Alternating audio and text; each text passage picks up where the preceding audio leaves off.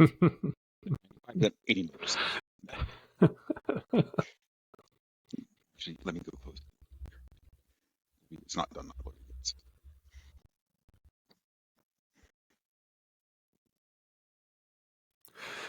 Yeah, as far as we know, folks are staring at us right now, so we're just waiting to get confirmation. All right, confirmation that we are live. Okay, everyone.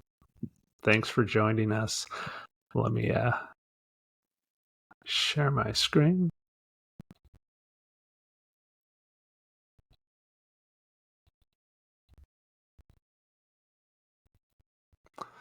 All right. Thanks, everyone, for joining us today. Our webinar topic is around accelerating your developer's journey by optimizing the developer experience. And I'm Sid Maestri with API-Matic. And today I'm joined by Dana and Steve, who both work with DevRel Agency. If you haven't heard of them before, you definitely should check them out.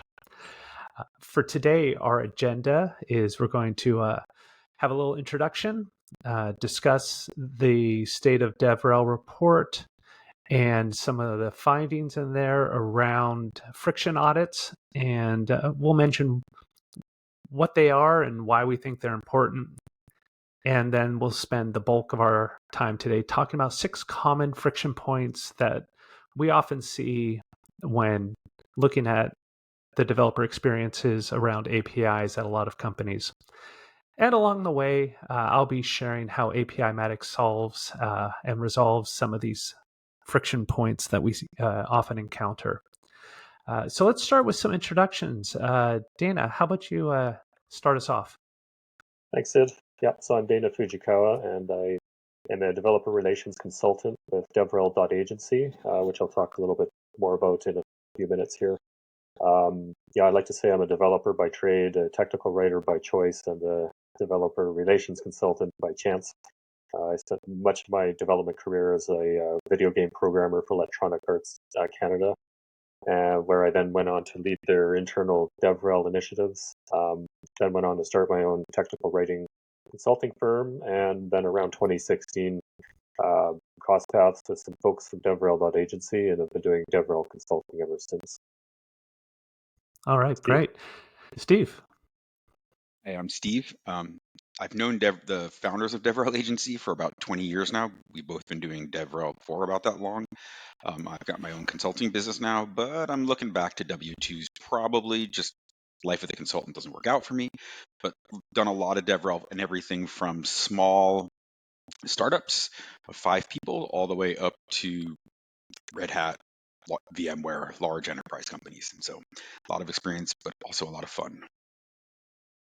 All right. Thanks, guys, for joining today. So, Dana, I think you're going to start us off here with a little bit about DevRel Agency. Yeah. So if you want to go to the next slide there.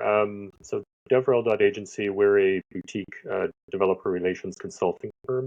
And we help clients with their developer marketing, outreach, and developer experience programs.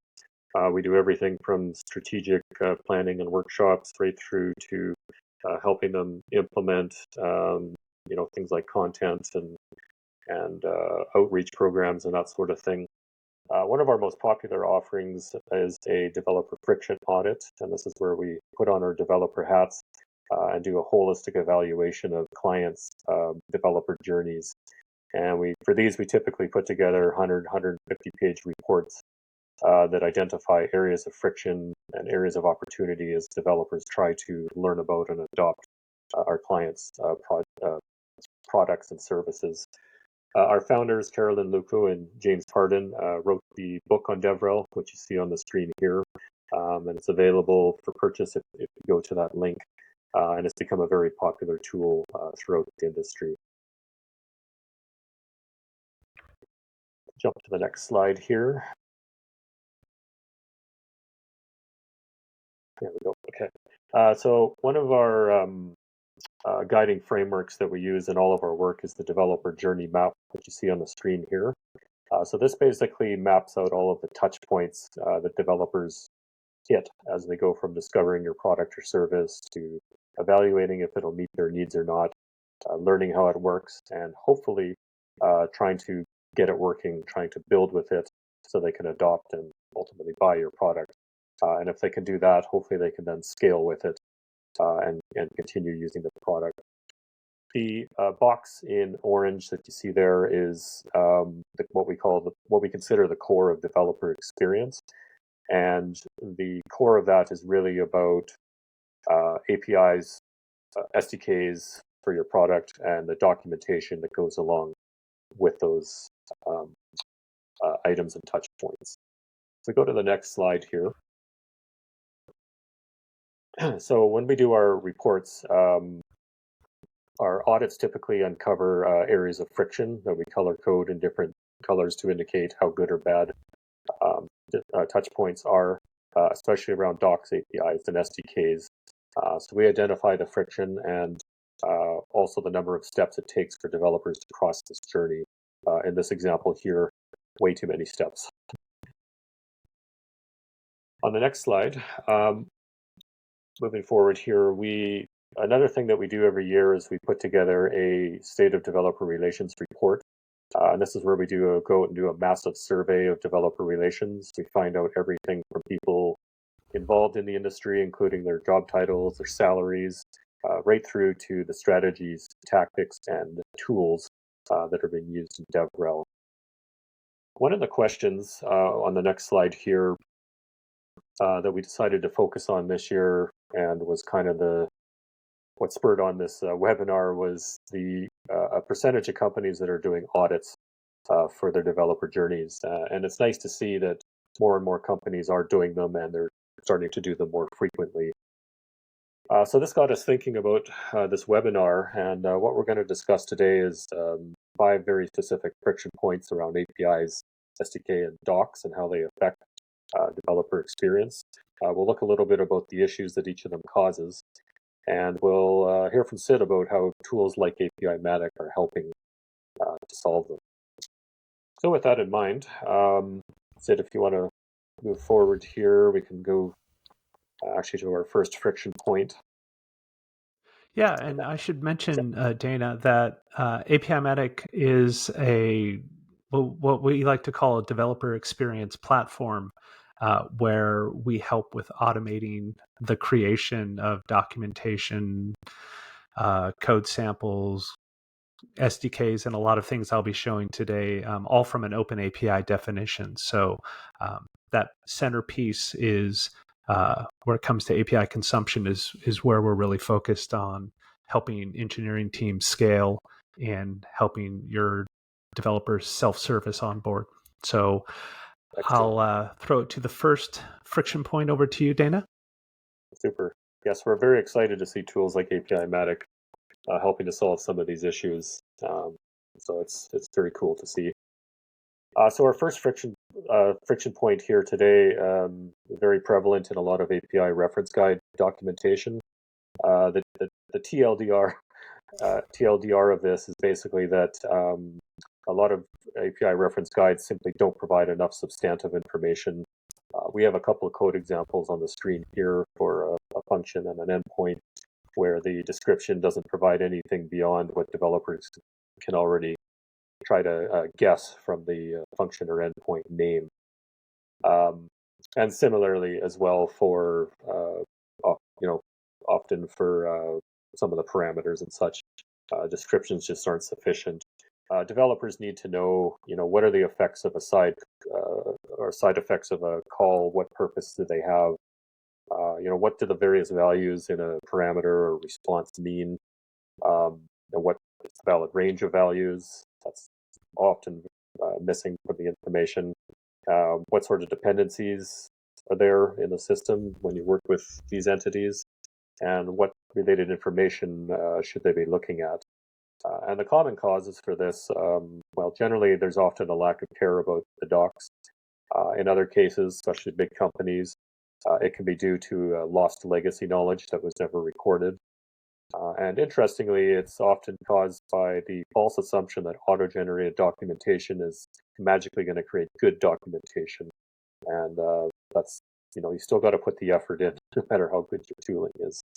The important thing here to remember is that developers can land on any given topic from anywhere in their journey.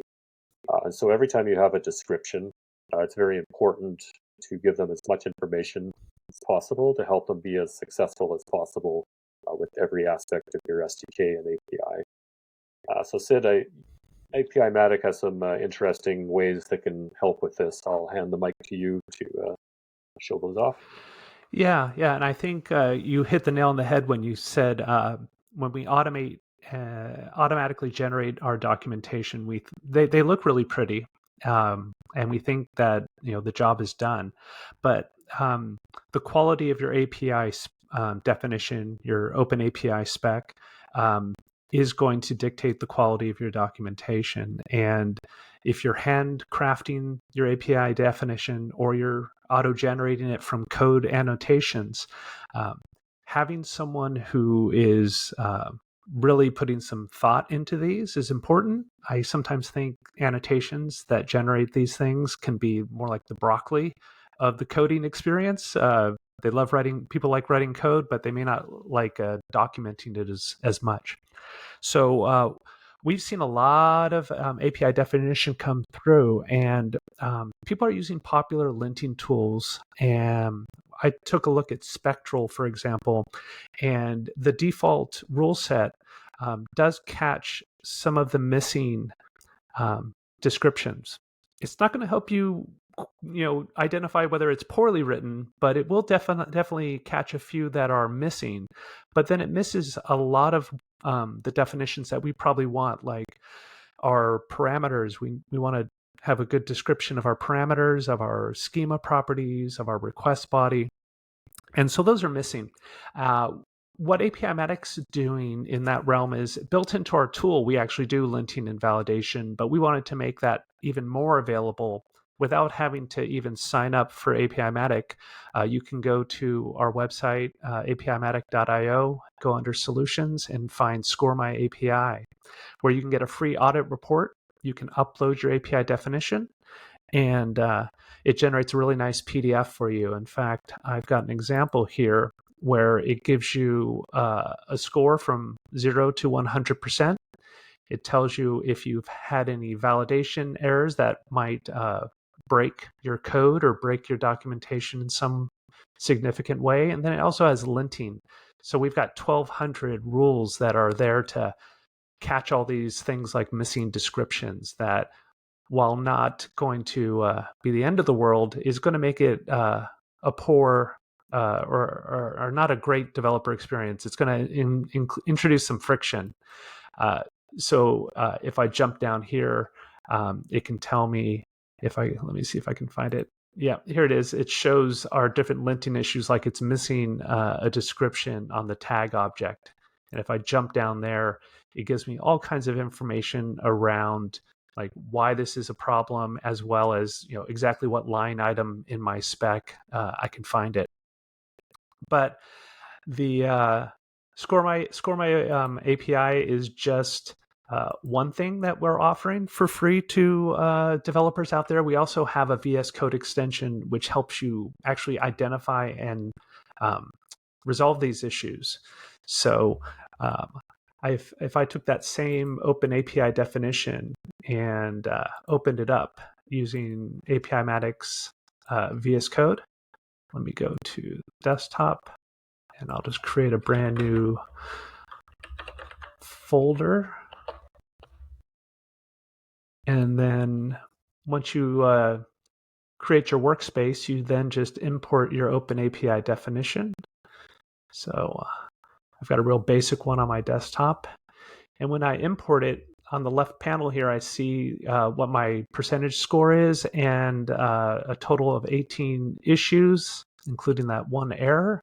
And if I go down to linting, it gives me information about inline schemas and other things that might missing examples as well as missing descriptions. So I can jump right down to that tag and I can enter my description here. This is an example of what you shouldn't do. I'm just typing hello world. But if I go and I then save my API definition, it then revalidates and tells me now that I only have 17 instead of 18 errors. And I could go through and resolve all of those, and I'd have a much higher quality API definition to then generate my docs and code with. So Dana, number 2. Excellent, thank you. Yeah, so another issue we see, it's not quite as common, but it still occurs, is unrealistic sample values in code examples. On the right here, we've got an example REST payload showing some examples. So we've got a vendor name where they're just showing the field type, which doesn't help the developer with what sort of name should go in there. We've got an ID that they've just been thrown in there, first 4 numbers, which could be a really big issue if the ID is supposed to be a GUID, for example, or some kind of string that has a prefix on it. And then the industry field here, we're seeing that there's a placeholder value. And again, developers can arrive at any given topic from anywhere in their journey. So what they really need is hints for what these values should be, where they might be coming from. And these sorts of issues tend to be because there's not a lot of thought put into the build part of the journey. So what this really results in is developers can quickly become frustrated and unsuccessful trying to follow your quick start, trying to build your hello world, trying to follow your tutorials for your stringing together various function and API calls. So this may seem like a minor deal, but it's actually a major one and a major source of friction. So Sid, I think API-Matic has some facilities for this one as well. Yeah, we definitely have, as part of that VS Code extension, we are checking if you try to put a string when it should be an integer, for example, it'll catch those sort of things.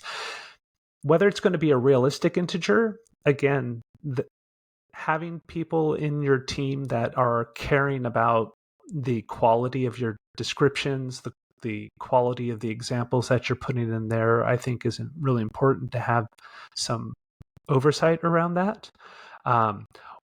What we've done with our documentation is that it's interactive. So even if you put in realistic examples, a developer could go in there and start playing around with some of those values and could get tripped up. And so what we have is we clearly identify the data type. We give we display the examples, and we also have some client-side validation. If you include some constraints around it, like min or max width or some kind of pattern matching, it'll all be shown in your documentation and enforced inside of our docs. And these examples also are used to generate tests for your SDKs. So there's definitely a incentive to having realistic examples in there. So if I show Verizon's portal here, which is a customer of API-Matic, this is just a real straightforward endpoint. It has a few properties here that we would pass in. And you see right here, it says that we have a max length of 36. So if I come in here as a developer and start adding more features, it's going to tell me that not only is it too many characters, but it doesn't pattern match correctly. So I'll back those out of there. And also it displays a real example down here. Yes, Steve?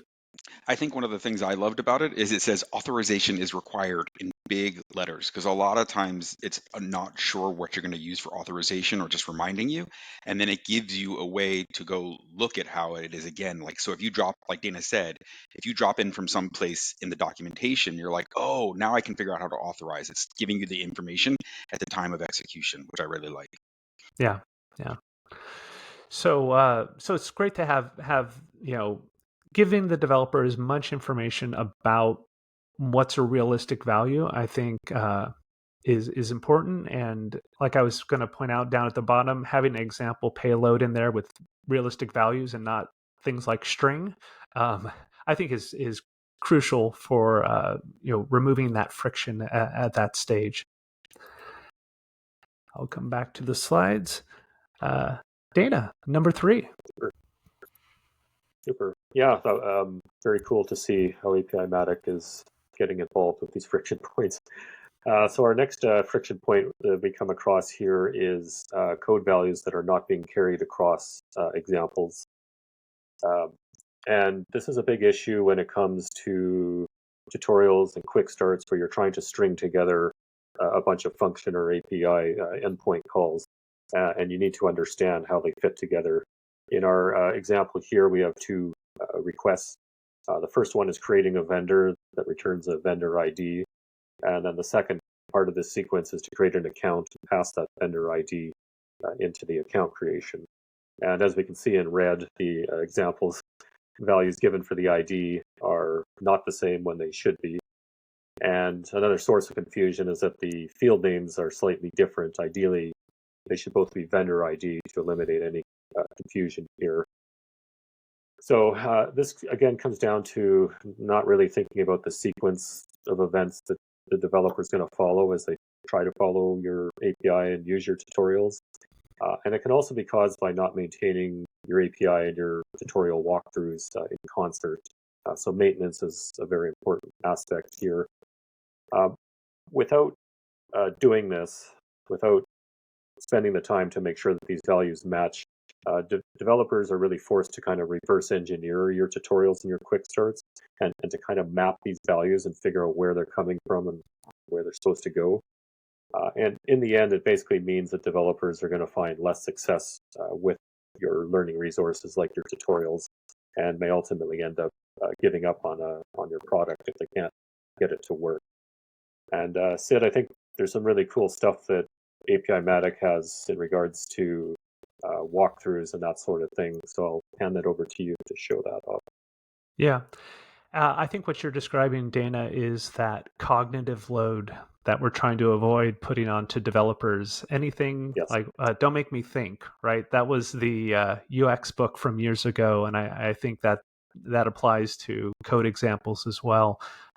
Anything that will make it easier for them to understand and start using your APIs. Yeah, So talk to me like a 6-year-old, as they say. exactly. Make it easy. Yeah, explain it to me like I'm a 6-year-old. Yeah. Full disclosure, Spotify is not a customer of API-Matics, though we'd love to have them.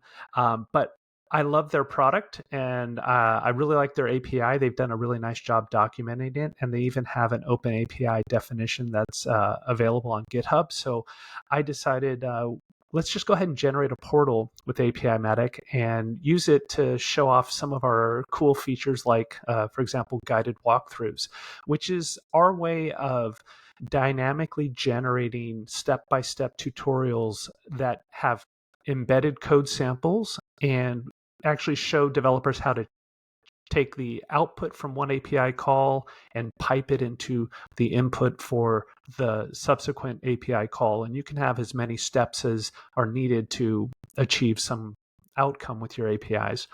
So, but showing's better than talking. So let me actually show you this portal. Again, this is generated with API-Matic. And you've got different languages up here. So I've chosen Java in this example. It's got a little narrative explaining, what we're going to do in this tutorial. And if I click next, I get my Java code snippet here on the right. I get a description. I get my authentication, where I can go ahead and get an access token right from the docs. And then I can search for an artist. We've got a good default example, Dana, Drake, but my girls are Olivia Rodrigo fans, so I thought I would put in Olivia Rodrigo and see if I hit try it out. It goes and it finds 4 artists named Olivia Rodrigo. If I look at the first one, her popularity is 88. So I'm going to assume that's the one with all the hits and the one my daughter wanted to see in concert. And if I come in here, I can see that she's got an ID right there. So I'm going to go ahead and hit next.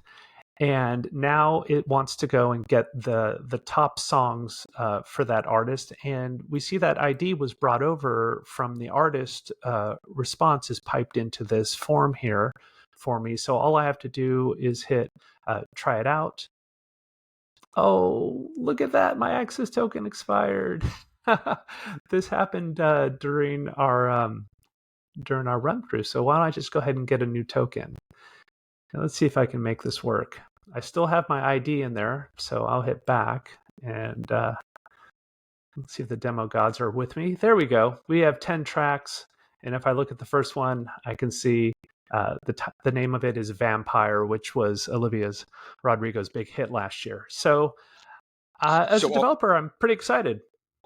Yeah, and so I don't know if everybody caught that magic there. At least the developers in the audience caught that magic there.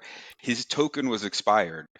He clicked a button, stayed within the same interface, reset his token, and then re-executed. There was no like, oh, where do I go to reauthorize again? How do I do this? Where do I paste it? It was, oh, it's expired? No big deal. Boop, boop, boop. I'm back in business. And that's humongous to me, who hates that minutia of getting all that stuff set up. So that to me was, I mean, Olivia Rodrigo, pretty cool. Renewing tokens, amazing. It is amazing, especially when developers are first coming to this documentation and they haven't even got to the product yet, and they're already tinkering with it in here. They're not signing up for an account just to get an auth token. It's right here. Very cool. Yeah. Cool. And if I hit next, it gives me a nice congratulations, which makes you feel good as a developer, and you can hit finish and move on. So that is guided walkthroughs, something we're working with our customers. They are really excited about it, and we've been implementing and helping them implement it. The cool thing is once it's set up, if your API endpoint changes and you regenerate your SDKs and your portal, those guided walkthroughs also get updated with the code samples. And as someone who wrote them statically, the idea of maintaining those things in multiple languages long term feels really difficult. So it relieves the friction point, I think, internally and externally when it comes to tutorials. Now, Steve, I think you're going to share with us friction point number 4. Yeah, we've seen this with quite a few. When we've done some developer sites, what happens is there's the developers who make up the project, the engineers may know 1 or 2 languages, some marketing person knows that some language is important, and then you end up with these examples in languages that maybe nobody else is using, or your preferred language, right? So like I'm a Java developer, and we were recently looking at some API, and they were giving us PHP, WordPress, and something else. And that I was like, okay, great. At least I have a curl example, even though it didn't work.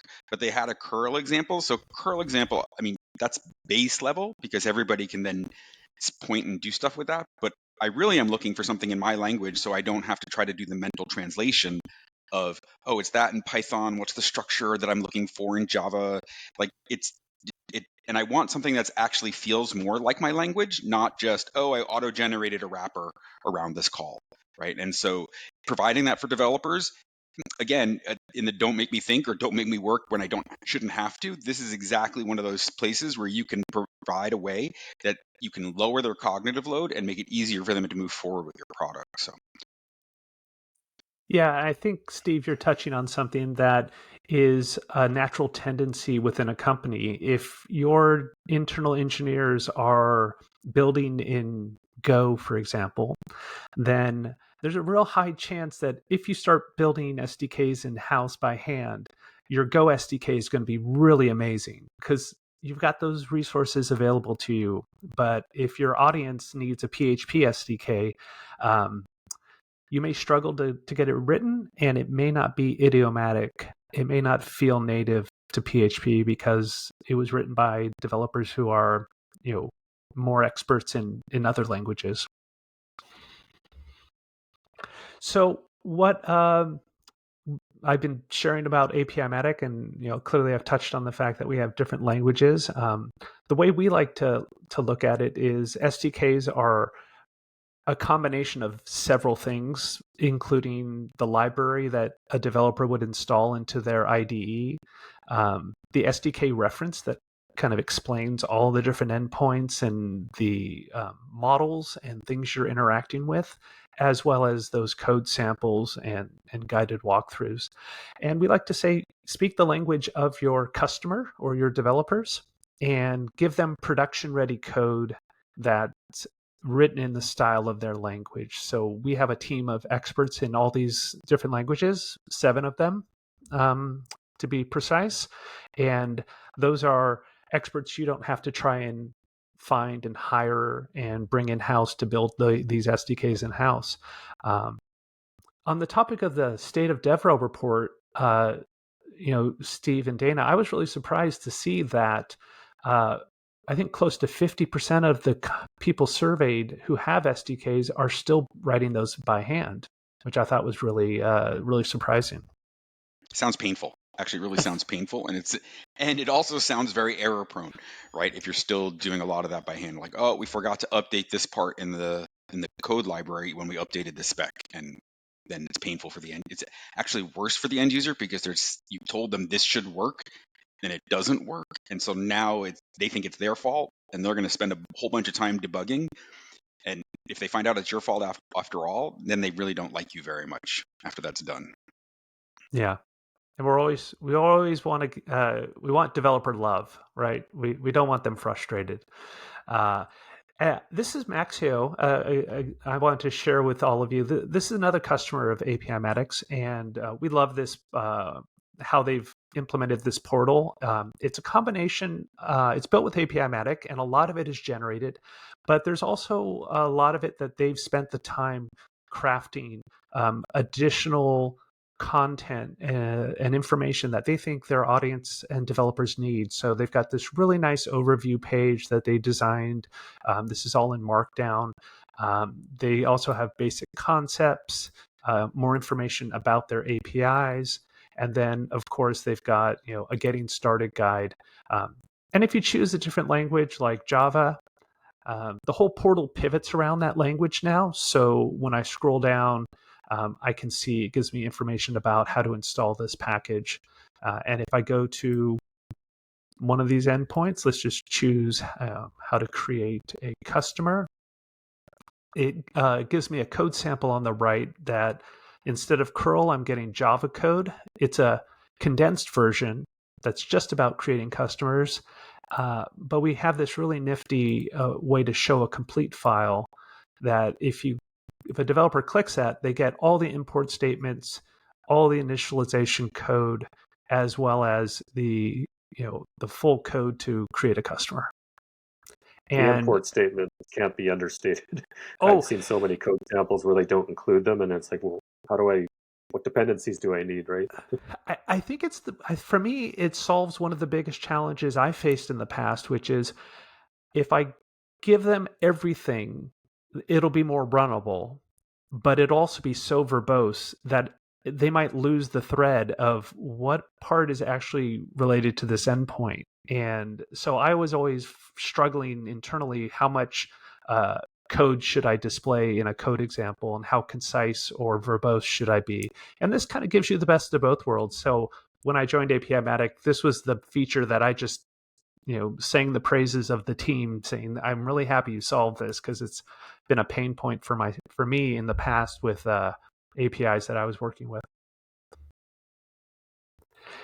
And let's go back. And friction point number 5, Steve.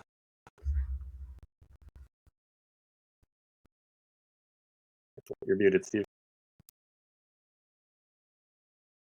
This is more of a you problem, not APImatic you, but you, the listener right now, where you don't version your APIs.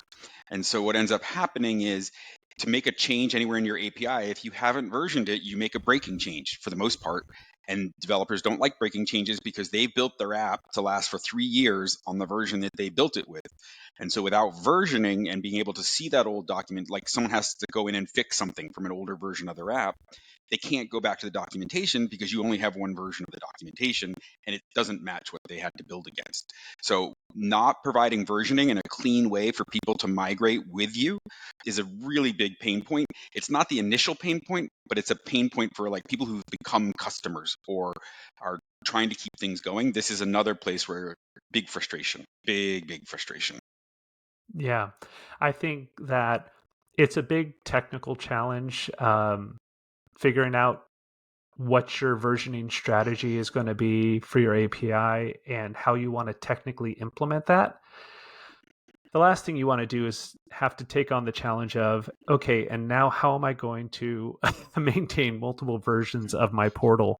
And that's something that API-Matic does. We actually support, when you import your API definition, every time you import it, you have the option to replace the existing version or specify a new version, and then have all of those available going into the past. And if you find that you don't like one of your versions, you can always go and unpublish it if you like. So let me go ahead and just show you real quick. I generated this portal for a calculator. Very, very simple. One endpoint called calculate, and it's in a group called simple calculator, and that's version 1. So for version 2, I decided to change a few things, very trivial cosmetic change, but just so you can see that, in fact, it is another version. So from simple calculator, I made it a complex calculator, and the method changed from calculate to mathtastic. I don't know. I just made that up. So it's really nice. You can have this, different versions, and you can use whatever versioning method you want. It's a string field, so you can enter whatever you like.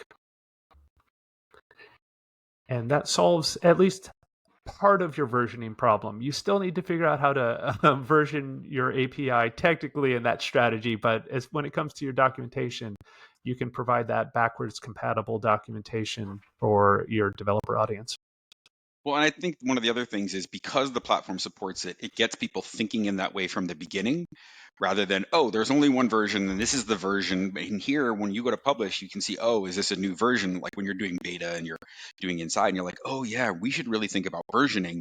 And then this gives you a framework that out of the box will support that kind of best practice. So yeah, exactly.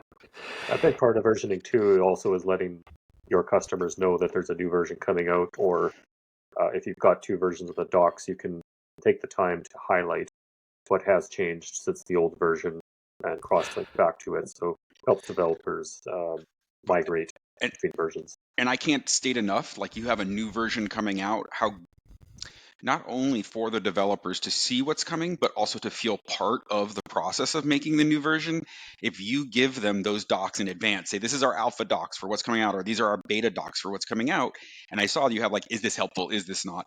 They feel like they're part of the process and you're listening to them, whether that's true or not, but they still feel it, and it helps build a sense of buy-in to your product, like as in like, hey, this is my product and I helped with it and I know what's coming and there's no surprises to me. And, I think that actually adds a lot of value for your community aspect of your developer relations program. Yeah. I love that idea of alpha docs and giving developers a sneak peek at where your APIs are going.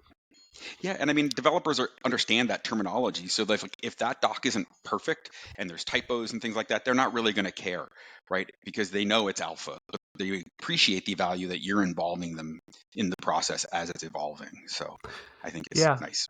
And if you're running a limited beta program or alpha program for some brand new endpoints, being able to put up another version live and public without having to send them a PDF or something, which is what I've done in the past, that's a much better experience for your developers, I think. Yep, I agreed.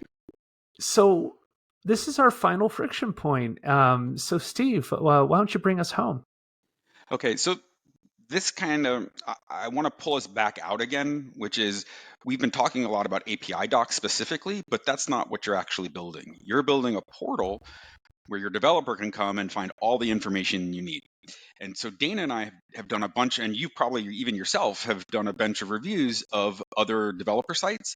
And a lot of them tend to miss up key elements that developers have come to expect in a developer site, right? They're not there. They're not telling them what to do next, or the code's out of date in the examples or something like that. And this is one of the parts I think is fabulous about API-Matic, especially for like a startup or somebody who's starting their documentation from new. Sid, can you bring up the page and I'll actually talk to the page? Is that okay? Yeah. I'll go back to the top here for Maxio, and you can. Yeah, that'd be great. Here we are. So one of the things that happens is that getting started, not necessarily all the content in it. You can customize that. But without you doing anything, when you run your API docs through there, you get a getting started part. And I can't tell you how many documentation sites we've looked at where there is no clear, easy getting started. And if you can't get developers past getting started, there's no point in all the rest because they're just not going to keep going. So the fact that I give one document that's a technical document, and then that my engineering team is also using, and then I get a getting started out of that automatically, and it gets updated every time I version my document, the API spec. That's amazing. And then we already saw the API stuff, so now I've got a good reference section, right? And as Sid said before, those guided walkthroughs are auto-generated as well. There's a little bit of setup beforehand, but then once you do that, Bob's your uncle. Like every time you update the API spec, those walkthroughs will get updated as well. So it's actually helping you not have to do all the work that we talk about people not wanting to do and not doing, and then frustrating developers, right? And then at the bottom, like, so the nav is set up already in a way developers expect to get this information.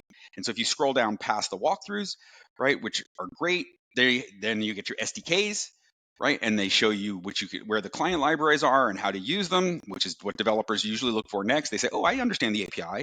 Now, how do I consume it? Because I'm a Java developer. Do you have something for me to help consume it? And so that's all right there, auto-generated again, which you can also customize as well. And then finally, it's the miscellaneous section, getting help, right? Like, and that's what developers like, oh, I tried all this stuff. There's a problem. How do I get help? Oh, there's a nice thing that says getting support. So the point of what I'm trying to bring in here is, even if you're not an expert in designing developer portals, you just need one technical document. So nobody's written, you have to fill out your technical document well, but from that, you get a whole entire developer portal that's set up with basically best practices, right? Like you're not cutting edge suddenly, but you've already got like a decent developer portal that you can then build on, as opposed to missing elements, getting people upset, forgetting to update certain things. To me, this is the most amazing part about API-Matic, right? There's one technical spec that's shared by everybody. And, I forgot the other part. You can also fit this into Docs as code, which I love, right? Which is, you do Git on your Docs and you do CI/CD on your Docs. There's an API to API-Matic that's specifically set up for Docs as code, DevOps kind of production. So you can even have all your engineers writing their doc in the Markdown and then auto-generate it every time there's a pull request. So your docs can be just as fresh as you want them to be without a publication process. So the whole framework that I get by using API-Matic is the part that has me most excited, because it makes my life so much easier, right? And the developers are going to be way happier with me. So that's the part I like the best. Thanks, Steve. I appreciate you, going in depth around all of those features, and I definitely agree with Docs as code. It unlocks that opportunity for there to be a review cycle and a meeting point. I think a lot of technical writers have become proficient in Git and Markdown, and having a review cycle where maybe your engineers are writing and the technical writers want to review it, or the engineers want to have a chance to review what the technical writers are putting out there to make sure it's technically accurate. So you've got a meeting point through GitHub, which is great. So I think it's time to sort of wrap it up. So I put this slide, I don't know if Steve and Dana saw this final slide that I slipped in this morning, which I just thought it would be nice to recap. What are we aiming for?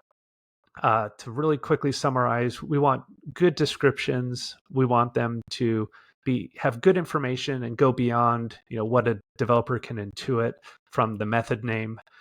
Realistic examples, clear instructions on how values carry between API calls. That was that example Dana had with the vendor ID. Code in the languages that your developers want. Some way to easily version your documentation, so when a developer gets assigned some code that was written years ago and they need to make some changes, there's still some documentation that's relevant for the version of the API that they're on.